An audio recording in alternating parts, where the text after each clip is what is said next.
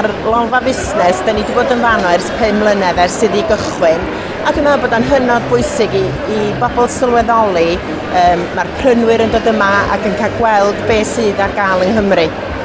Mae'n bwysig iawn i busnesau bach yn Cywain fod yn y lolfa busnes oherwydd maen nhw'n cael cyfle i rhoi cynnyrch o flaen prynwyr sydd o gwmpas yr UK yn bob man ac yn ymhellach rei o dramor hefyd. A mae'n rhoi yr sefydliad proffesiynol yna i busnesoedd bach gael eu hyrwyddo a symud ymlaen i werthu ledled y byd a dydy wir. This business lounge has really taken off over the last few years, and I called in yesterday and it was great to see buyers here. There's been about 250 buyers going through the lounge already.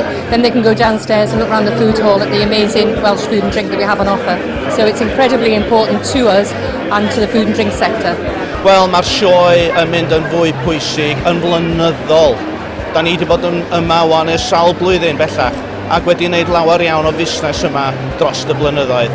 Mae prynwyr Prydain Fawr ac dramor yn dod i'r sioe yma'n Llanelwedd bellach. Dyma ydy ffisigrwydd hi. Cofiwch, mae sioe yma'n Llanelwedd wan yn un o'r sioea mwyaf Ewrop.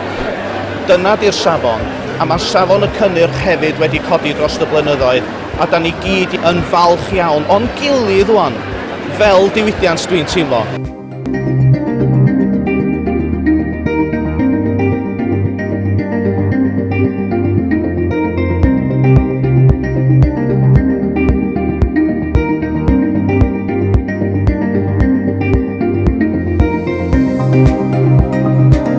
Mae'n eithriadol bwysig.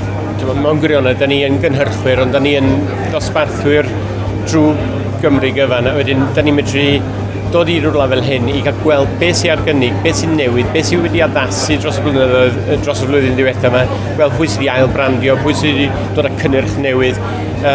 Mae'n hanfodol bwysig. Mae'n gyfle hefyd i fedru siarad gyda y cynnyrchwyr i hunin, gyda rhai o'r prynwyr eraill. A mae hynny'n bwysig achos da ni'n gorfod cydweithio yn aml iawn gyda y rhwydwaith o wahanol ffyrdd.